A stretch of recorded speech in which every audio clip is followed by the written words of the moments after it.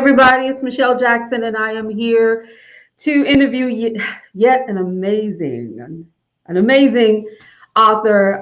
Dr. Elijah Nicholas is here to talk to us about his children's book, Madoodle, and he's going to join us in a second. But before we get to Dr. Elijah, I wanted to ask you to do a couple of things for me so we can make sure that we optimize our viewership for this particular interview.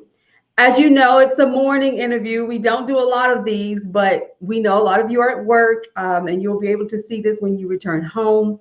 However, if you can, take a second and share this on your page, on your Facebook page. You can also find it on YouTube at Michelle Jackson channel, and just be sure to share it so that we can get as many eyes on this amazing interview as possible. So right now we're going to bring Dr. Elijah Nicholas on the screen so we can talk about his book, Madoodle. Hi, Elijah, how you doing? Hello, I'm doing wonderful. How you doing? I was trying to find it on Facebook so I can share it real quick. I understand. It's on my page, Author Michelle D. Jackson. There's a shareable version of it there. However, we will also have the recording up for you to share, and we'll have clips as well for everyone to take a look at if they don't get a chance to see it live. If you want to take a second, you're welcome to do that and just get it out there. And while you're doing that, I wanted to talk a little bit about who you are, and you're going to give us more details about who you are. I'm so excited to have you here to talk about your children's book and to hear more about your story. Uh, Dr. Elijah Nicholas. I love that. I love it. Anytime I can say doctor is all good for me, especially when it comes to my fellow African American writers. And so that's a great thing. So Dr. Elijah Nicholas is one of the BWW writers. He's a part of our group. He posts often, and we really enjoy reading about him. He's an amazing man. I'm an officer, a retired officer in the military. I'm a retired officer's wife, so we have that in common. My husband just retired in January, and so it's just good to know that you serve your country, and thank you for your service. We know you have a doctorate in business administration. We know that you were a former pastor, and now you are an advocate for the LGBTQI community. And you've written a book called Madoodle, in addition to some additional books that you've written about your story. And this book, you're going to tell us about it, but it really is based on your experience transitioning from a female to a male. And it's exciting to connect with a writer who's doing something that is so outside the box, trying to educate our young people about a topic that some people may think is taboo or it's hard to communicate and explain to a young person. So tell us about yourself and tell us about your work. Well, wow, thank you so much for having me today, Michelle. I'm excited to be here. Anytime that I can connect with another writer, another creative, another author, it warms my heart. And I appreciate you bringing me on with such a topic that is considered as taboo, especially in the Black community. So thank you for the Black writer space stepping outside of the box, if you will. So a little bit about me, you mentioned it. I retired from the military. Thank you for your service, and it's a family affair. And so I always like to thank the family as well. So thank you for your service. I spent almost 25 years of my life, a little now under half of my life. I used to be able to say over half of my life in the military. I joined when I was 17 years old. My mother had to sign the papers for me to get in. And so I joined when I was 17 years old. I served in the Army, retired from the Air Force, went from a private to a lieutenant colonel. So I was hustling while I was there. And all those degrees that I have the military to thank for them. It kept me educated. So that is one thing that I can say. They kept me educated. Writing is something that I literally fell into in about 2010. I wasn't an aspiring writer. I didn't go to school for English. I always say, like in my blogs, I was a C- student, honestly, in high school. And so it's literally something that I fell into, and a gift that I realized that I had, and more really of a calling now. And so that's what I do, is I write whatever's on my heart, whatever's on my mind, whether it's challenging, encouraging, enlightening, whatever God gives me is what I put on the paper or on the keyboard, if you will. So tell us about your book, Madoodle. What inspired you to write it, and tell us what it's about. Okay, so Madoodle is a story. It's a diverse children's book. It's a children's and family book, and it's an African American story about a young girl named Madoodle, aka Madison. She's a 10-year-old girl who is navigating the gender transition of her favorite Uncle Pete, who was once her Auntie Mary. And in this book, I actually use a creative way to talk about the importance of pronouns, about gender identity, about compassion and love, unconditional love and acceptance. And more than a book about the gender identity process or the gender transition, it's really a book about unconditional love. Mhm. A It's a book showing how all of us have a space in the world, and it helps families have a discussion around the table with their children about gender identity and really what it means, without going into the technical details, if you will, of the gender transition. And what sparked me to write this book is because, as you mentioned in my intro, I am gender, transgender. I identify as transgender male. I transitioned from female to male. And in the early stages of my transition, I was like, how am I going to have this conversation with my nieces and my nephews? And they are the most amazing human beings on this earth. Like, I love my baby cousins and my nieces and nephews. And so I did what most people do. I Googled it. Like, Mhm. talk about gender reassignment or whatever with kids. And there were a few things but there was nothing on there with a person like me, right? There was nothing in on Amazon or any of the other book outlets with people of color, to be quite honest, talking about the gender reassignment process with kids. And so there wasn't a resource, so I created the resource. And I filled that gap, that absence, if you will, of the material.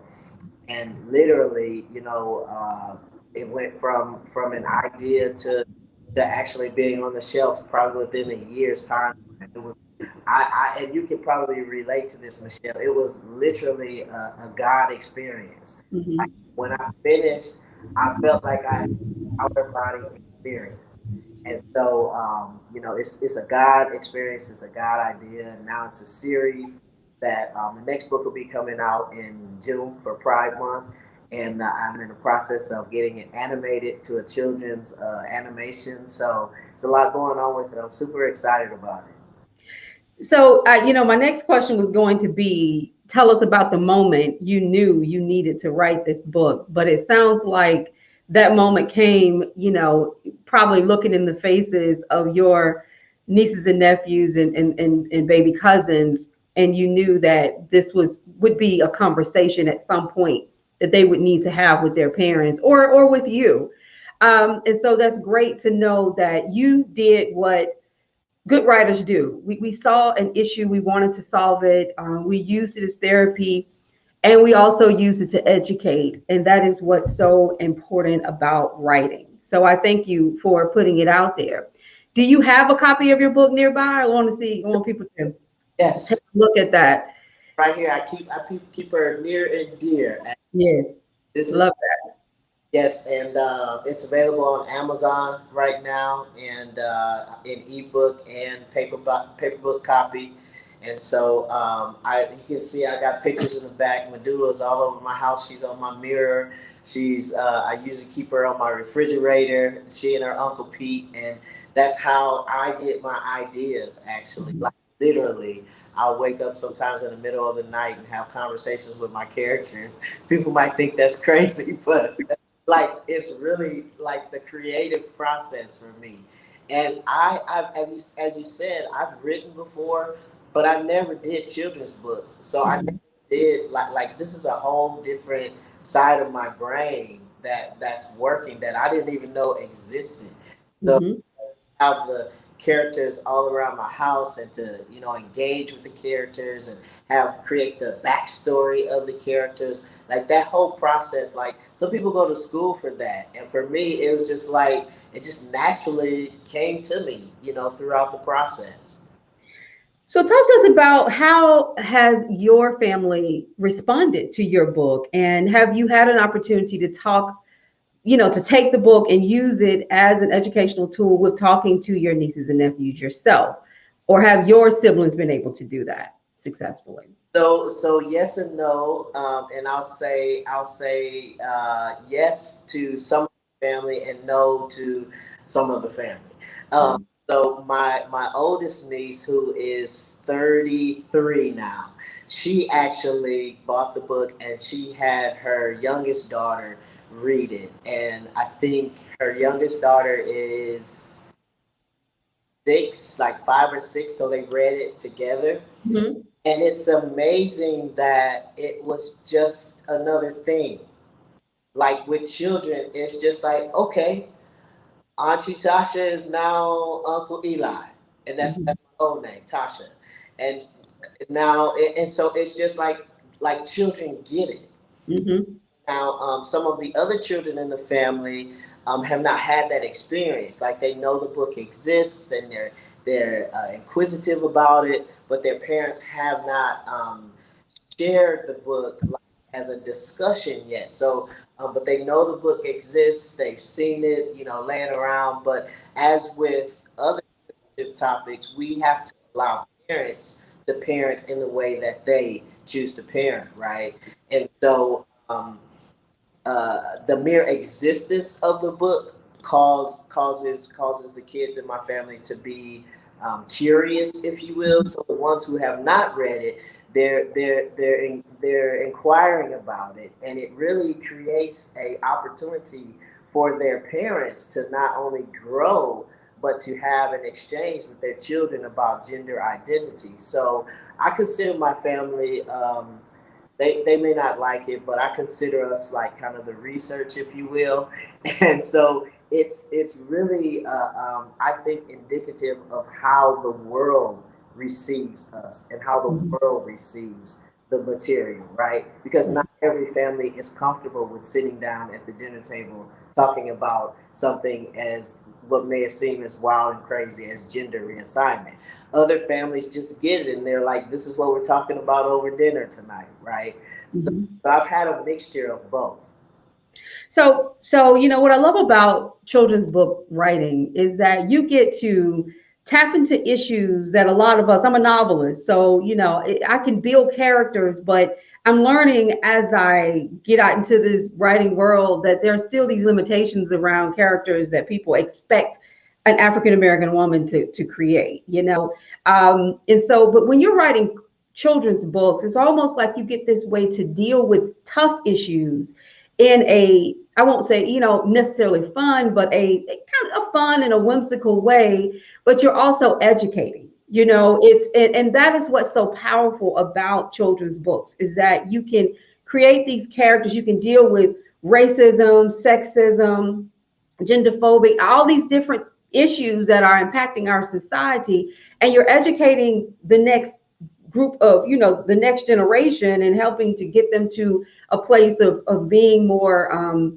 accepting and so I love that about children's books, and I'm really hoping at some point to get into writing more children's books myself, because I feel like I could probably deal with some issues in a different way, because of the format that's used. So congratulations on that. So I have a question to you, something that someone asked on the page this week. And I wanted to ask you, I'm kind of changing the question up a bit. So, as writers, we're constantly asking and answering questions. Like you said, waking up in the middle of the night, what happens to the character next? Where do they go? Who dies, who lives, who loves? You're always asking and answering questions. If you're not writing, because that's what we do. But somebody asked a question the other day, and I wanted to get this right, so I kind of wrote it down. But what one question you wish people would ask you about your experience transitioning from a female to a male, that no one ever asked. And I want you to give me the question, and then I want you to answer the question. So, what is one question Mm-hmm. that I wish people would ask? That is, Mm-hmm. wow, that's a great question.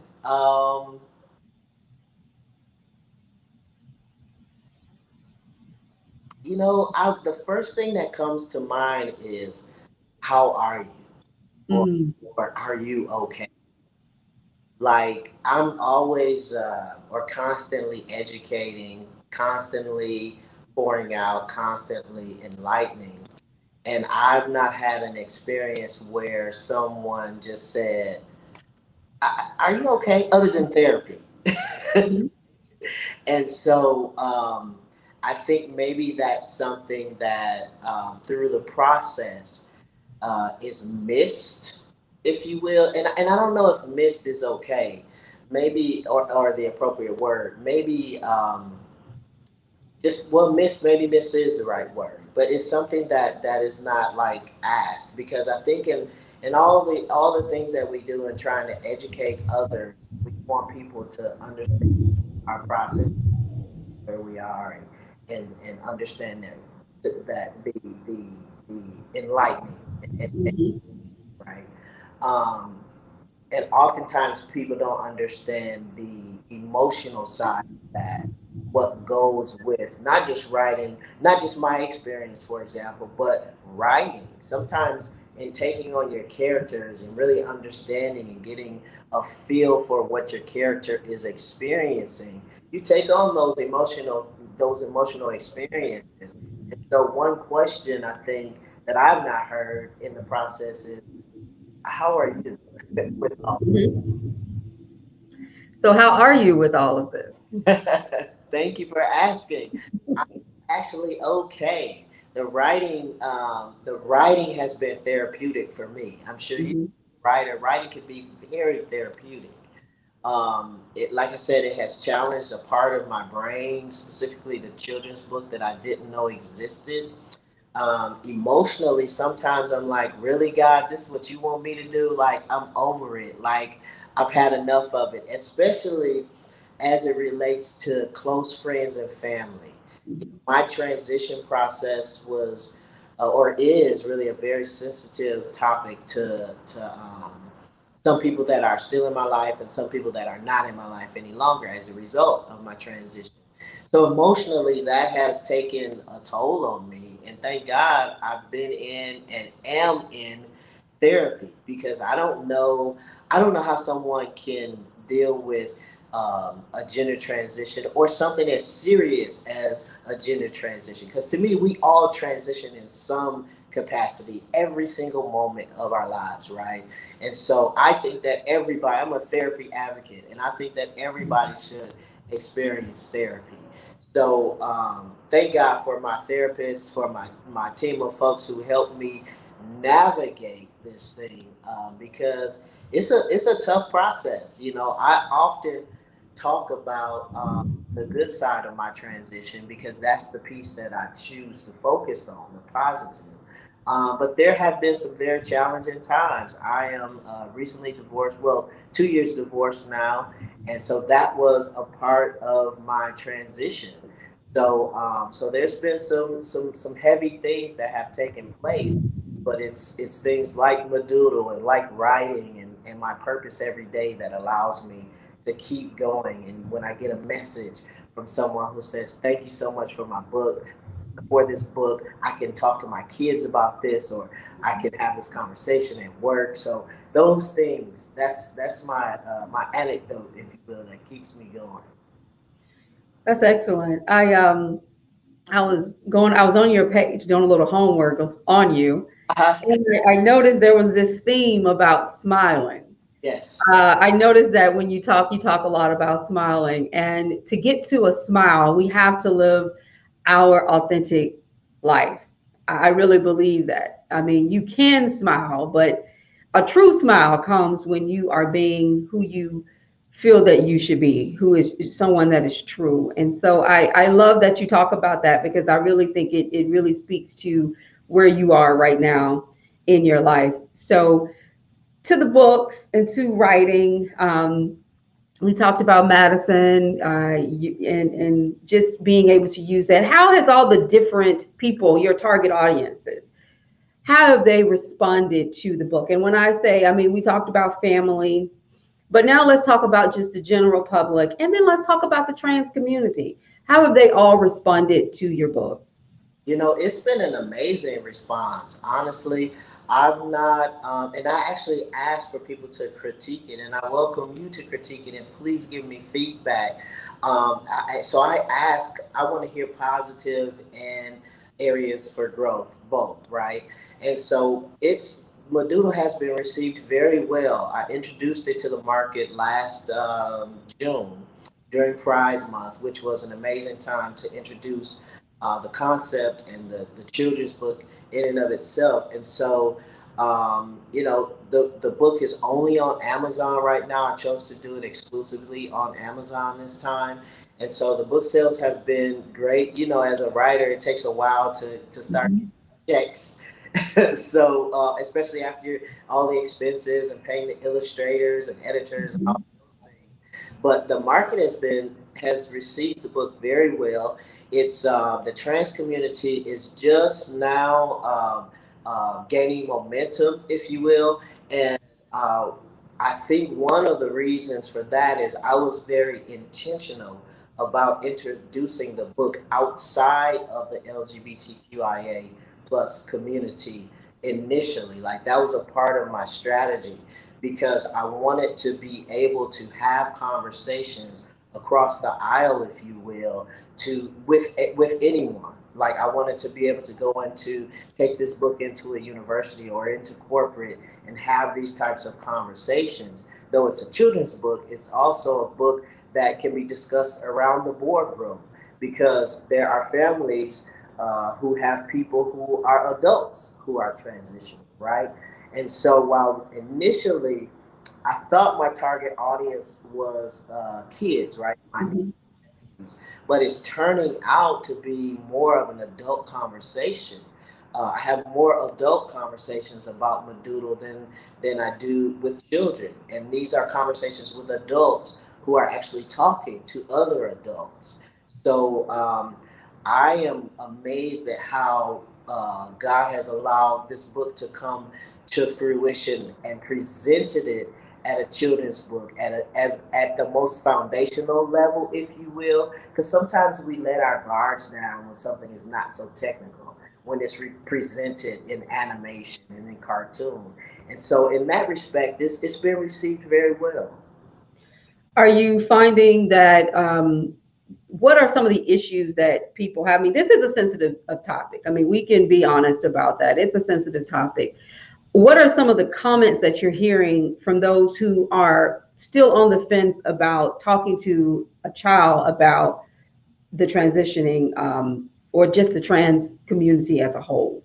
Sure. Well, that's a great question, Michelle. One of the most recent interactions I had was yesterday, actually on LinkedIn. I had shared the post about the case in, or not the case, but the legislation in, I believe it's Arkansas, that Hmm. has been passed. And so a former military colleague of mine commented and said, "Hey, I know you have a different perspective on this, but the only perspective I see is that the government should not be involved in this, right?" And so we had this interesting dialogue about whether the government should be involved in parents deciding whether their children can transition at an early age, right? And so conversations like that, I'm able to have with people.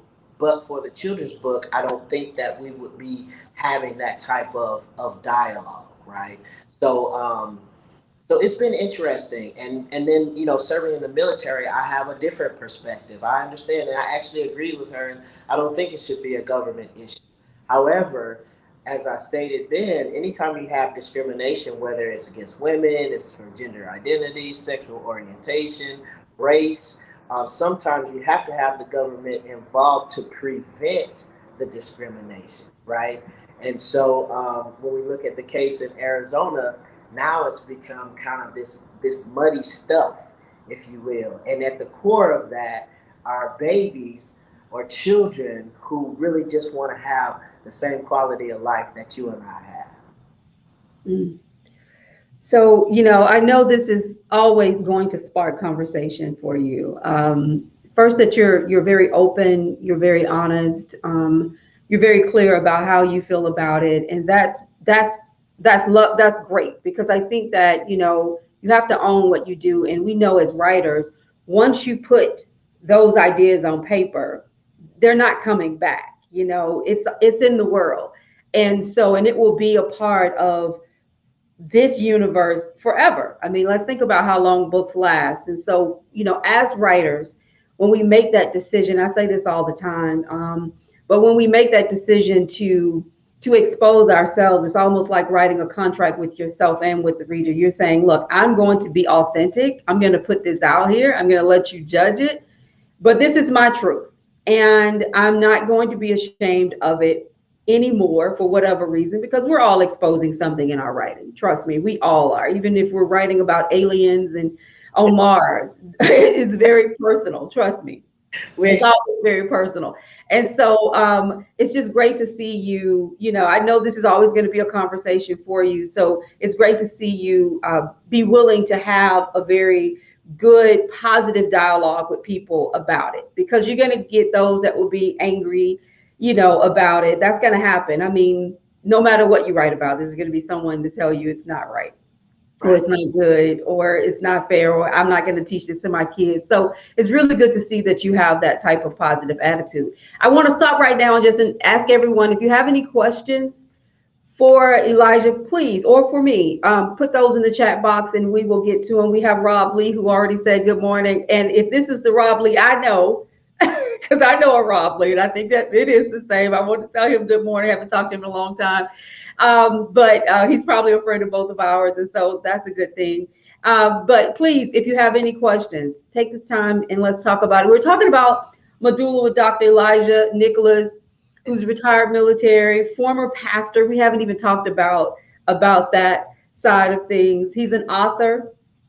He has two boxers that he loves, Zeus and Zeus and Duke. They're beautiful.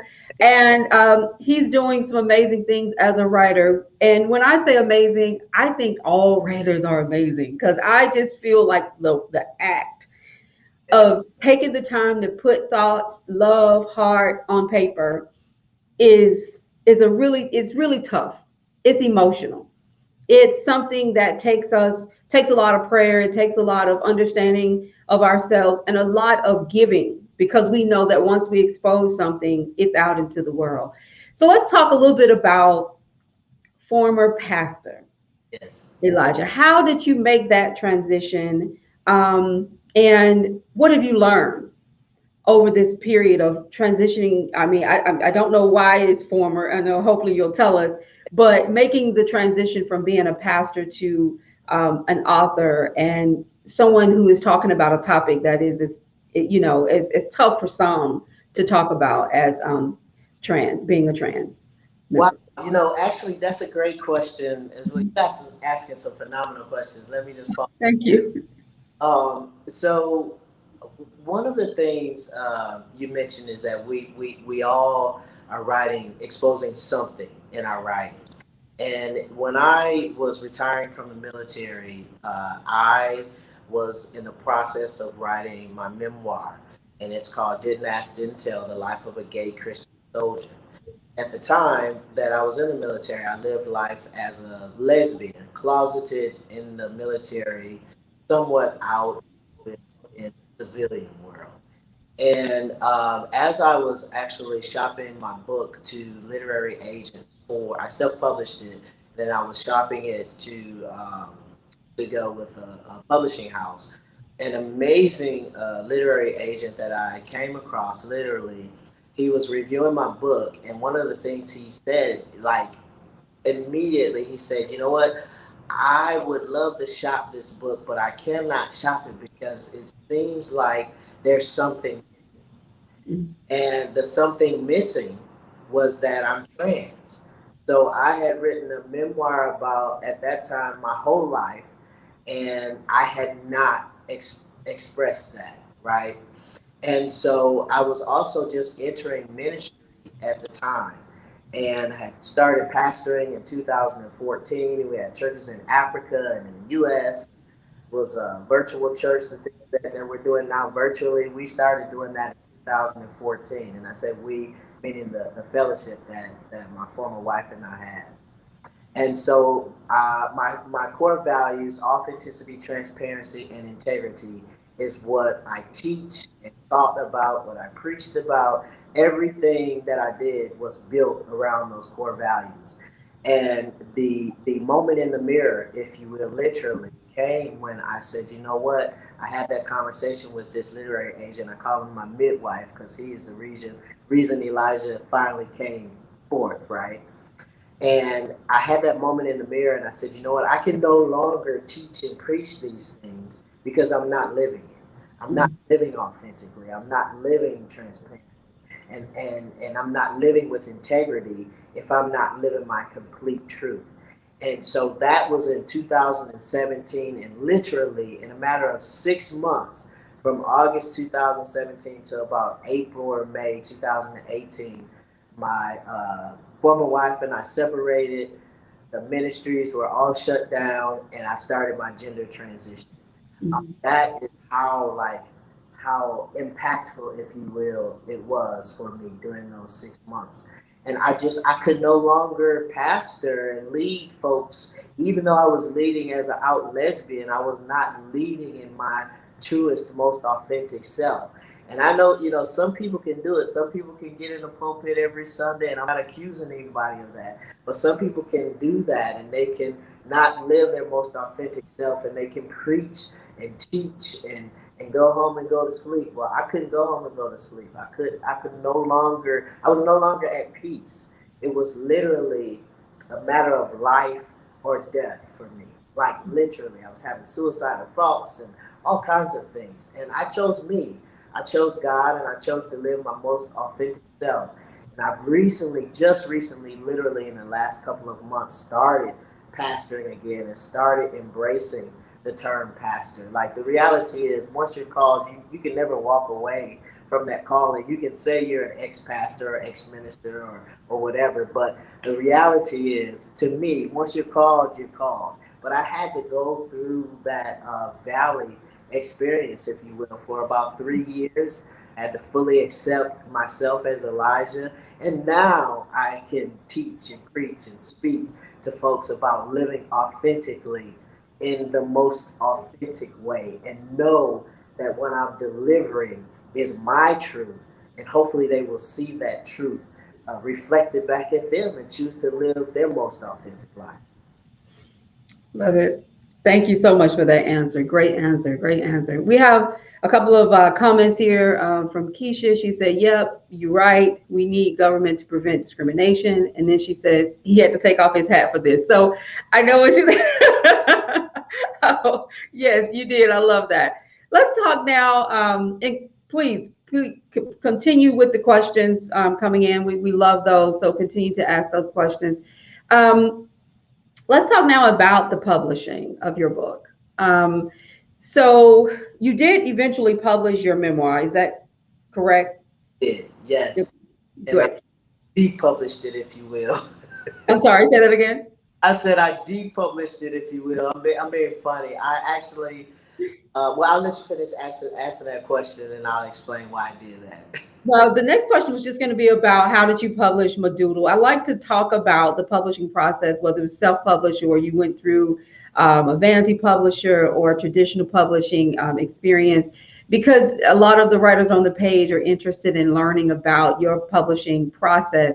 And so, yeah, talk about your memoir and talk about Madoodle and the next version that I know will be coming out soon. So with my memoir, I self-published and I used the Ingram Sparks. I'm sure many people are familiar with Ingram Sparks as the distributor.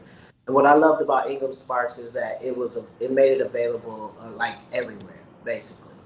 And so I chose to do that at the time because honestly, that's what somebody told me: go this way or go this route or whatever. I wanted to initially go with a major publishing house, but as you know, like that could take years. And then once you get picked up, that could take years before if they decide that they want to pick you up, right? So I believed in my memoir, believed in myself, and I just put in like all my time and resources. Like I put money out of my military retirement to publish my memoir. Like that is how much I believed in the work and how much I said, you know what, this is what God is telling me to do, so I'm going to do it. I'm never concerned about the money aspect, if you will. And so I self-published with that, and I was facetiously saying I depublished it, if you will, because as a young writer, I made some mistakes in my first book. Like I made some major mistakes, and you can only imagine writing a memoir. I made mistakes and didn't get advice from attorneys and all of that stuff. So I had to pull it back off the shelf, if you will. And now I'm going to be working on it, and I know that another memoir will come out later. So there's some books, like I think you can find it out there on Amazon. Honestly, when I first took it off the market, it was selling on Amazon for like $500, and I was like, wait a minute, I'm gonna get like $5 for this book. Who in the heck is selling it for $500? Yes, absolutely. So, uh, so yeah, so that's I self-published with that, and all of my books actually have been self-published. I decided to go with Amazon specifically for Madoodle because they have processed this, streamlined the process Hmm. so much now. Like you can if you're done with your work, you can be published tomorrow. Like literally, not saying that I would suggest that, but you Hmm. can literally be published tomorrow. And I don't think people realize how Amazon has streamlined that process to make publishing available to the average person, to the person average like me. Like I we don't have access to publishing houses, right? And so now the second book I'm going to actually do on Amazon as well. However, I've got some things going where I'm just signed. Literally, I haven't even inked it yet, so I don't want to like give too much. But I got the contract in the mail in my email today, so I'm inking with an agent that's going to shop it for the animation piece. So my goal right now is pre-released on Amazon, so you can buy the ebook on Amazon for $7.99. However, it's seeming like there's some other things that are about to take place, so it like only God knows, honestly. Um, we'll see. So You yeah, know, it's so wonderful to hear you talk about just the whole publishing process. You said something that I think we cannot pass up yeah, talking about, and that is in writing a book, particularly a memoir, how you can get yourself into quite a bit of a pickle because you're writing your story from your perspective. But it doesn't mean that everyone that you have added in the book or characters you've created, even if you're not naming names, that's their perspective of what happened. And so, as writers, we have to be very careful. I'm not sure that's what happened with you. I'm just saying in general, because I do talk to writers often. It's like, oh, I was writing a book and then my cousin popped up and said, wait a minute, that character who sounds like me, is that me? I don't want to be in your book. You didn't get my permission. So yeah. I think it's important that, for the writers out there, if you're writing memoir or anything and you are looking to disclose something that you may say, well, I'm going to tell it from my perspective, although it includes other people in your family, your friends, you need to make sure you get a lawyer and go through the proper process to do that. Secondly, I'm sorry, say you had a question. Yes.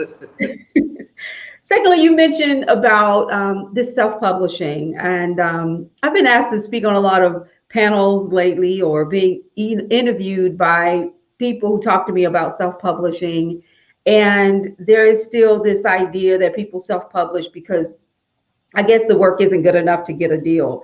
But like you said, that's not the case. It's about putting your work out into the world. And, when you're writing something and you're passionate about it, getting out because you either have a message, whether that message is for 10,000 people or one, you want to see that happen and, with some type of pace and outcome.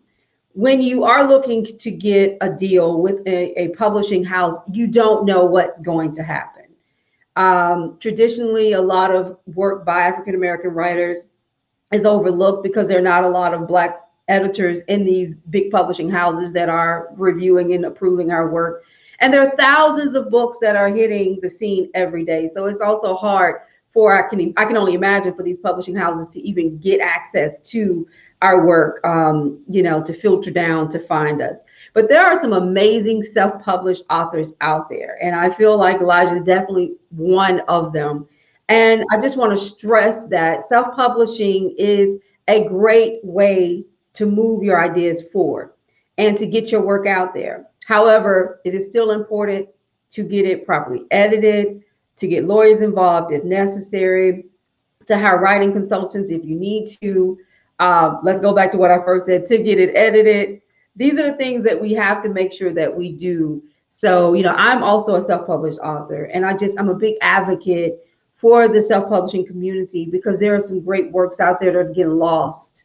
Yes. And so we have to continue to support and to promote each other. That's very important to me. So Madoodle is self-published. Your memoir, you're going to come back to us with this memoir. I can't wait. I'm ready to read it now. You got me all excited. And I know you have another, and then this deal, which I won't even go into because then we're going to bring you back to talk about it once you ink it, and then we can learn more about how that happens as well. But I love this interview, and I enjoy talking to you. Are there things that you would like to tell other writers that they should do in order to prepare themselves? Because it appears that you writing this book opened a lot of doors for you, emotionally, family communication wise, um, uh, money wise. There are opportunities now to make money. Are there things that you would like to share, pros and cons about writing, what you've learned with some of our new writers to keep them motivated, but also to keep them realistic about what happens in this process? Absolutely. The first thing that I would say is to stay true to yourself. Like whatever you want to write about, whatever genre you decide to write in, which may be different 10 years from now. But just stay true to yourself. And what I mean by that is, I wouldn't recommend trying to find a lane, like, or trying to go with like whatever's popular. Like, write what you're passionate about, write what you feel needs to be birthed outside of you. I know that most people say find a cause in the world and write about that cause. Well, if that cause is not your passion, then Mhm. it's going to be reflected in your writing. I think that one of the reasons Madoodle has been received so well is because I'm so passionate about educating people. I'm so passionate about enlightening people and sharing love with the world. Like, that's my call, that's my passion. And so I would just encourage people to stay true to yourself.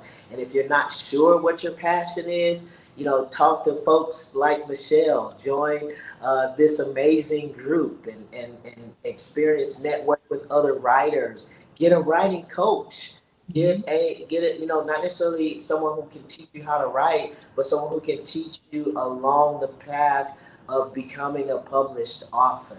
And I definitely echo what you said, Michelle, about the self-publishing process. I can't wait to read your book as well. I want to know what it is and where I can get it. But there are some amazing self-published works out there. I kind of like to use the analogy of the online schooling environment. When I started my doctoral program in 2003, the online environment was literally shunned. It was like, oh, you're going there because you can't get into Harvard, or you're going Mhm. online because you can't get into one of these major schools. And I was like, no, I'm taking online because I'm stationed in Germany, and next week I'm gonna be stationed somewhere else, and I need to be able to have some continuity in my degree, right? And so to me, self-publishing, like even now compared to 10 years ago, people said the same thing. Like you just said, Michelle, people self-publish because they can't get with a major publishing company. No, I self-publish because I want to maintain the creative oversight, if you will, of my projects. I self-publish because I want the love to stay in the work. I had an offer after Madoodle was published, and the offer came with, but we think you need to change this and this and this. And I was like, wait a minute. So, of course, I was like, thanks, but no thanks. Mm-hmm. So, and I also, speaking of that, would say be careful of those emails that you get that say, we're so and so publishing company and we can have you published next week and yada yada yada, and then you lose like all creative rights. You might get a royalty check for $5 a year. Like, so really do your research and your due diligence, because it's amazing, but there's so much more to writing than just writing. And for me, that's where my degrees have helped me. That's where my business background has helped me, because I'm able to read a contract. We're able to look at the numbers, and of course with guidance from friends and people, paid professionals. But like it's all coming together now, and I believe that if people start the process, the universe will send you everybody that you need to finish that process. That's excellent. That's excellent. Keisha said, "Congrats to you both. Keep up the great work." And I agree. I totally agree with you. There's some great work out there. It needs to be exposed. We have to just keep writing. We have to keep writing, and that's what's important. The Black Writers Workspace is about just that. It's about being a positive place where Black writers can go get the encouragement they need, as well as learn about resources, writing job opportunities, events. We've been hosting virtual book fairs and round tables, and we're just doing a lot of different things, all because we know it's important to get our work out into the world, and we're not going to be held back because we didn't get the big deal. And if the deal comes through, that's great. But for those of us who may not ever get a deal from a publishing house, we are still authors and we are still putting out great work, and so that's what's important. So Elijah, thank you so much for this interview. It has been enlightening to me. A Friday morning, you almost made me tear up. So I'm mad at you about that. But I think that what you're doing, educating people about a topic that is very important because it is touching so many of us. And, making sure that the education is something that can be given down to our younger generation, because our younger generation, they are dealing with and talking about these issues amongst each other. Um, they are more open minded about topics than many of us and some of the older generation. And I think that they're going to be leaders in bringing in true diversity and inclusion. Like we've started talking about diversity and inclusion, in my opinion, unfortunately, after George Floyd's murder, it became a big topic for corporations. It should have been a topic 50, 60, 100 years ago. It should have been a topic. And so this younger generation, they're going to usher in a level of respect and acceptance that is going to really help us to heal as a country when it comes to diversity. And so I really do appreciate everything that you're putting out into the universe. So thank you so much. Continue to be great. And I will tell everybody once again how they can get your books. And then I will have this up on YouTube, and we'll be sending clips to you and putting them out on Facebook. I want everyone to be able to read, to see this and to learn from you. So tell us again how to get your book, Madoodle. Madoodle is available on Amazon, and you can get it. Dr. Elijah Nicholas, and my old works are under Dr. Tasha Meredith. Dr. Tasha Meredith. If you Google either one of those names, all of my books will come up on Amazon. I got some pretty interesting stuff out there that I wrote when I was a young author, young, and I say that facetiously. I'm still a young author, but I made my 7 years for my first self-published book last week, and I was like, wow, it's been 7 years since my first book, and 7 years ago, you wouldn't have told me that I'd have 10 published works out there. No, Mhm. because you had told me that. Like this, I never even aspired to be a writer, so and let me tell y'all, it's possible. Just put your mind to it. You can do it. Whatever it is you want to write about, set the date, get around people that can help you accomplish that, and you'll see the manifestation come to fruition. Excellent. Thank you so much. Have a great Friday. Stay on just for a second. However, I just wanted to once again just thank you for being here with us and for everything that you're doing. So, everyone, we're going to sign off. Thank you for joining us. Be sure to share this on your Facebook and YouTube pages. Also follow us on Instagram at black_workspace_ and on Twitter. Thank you.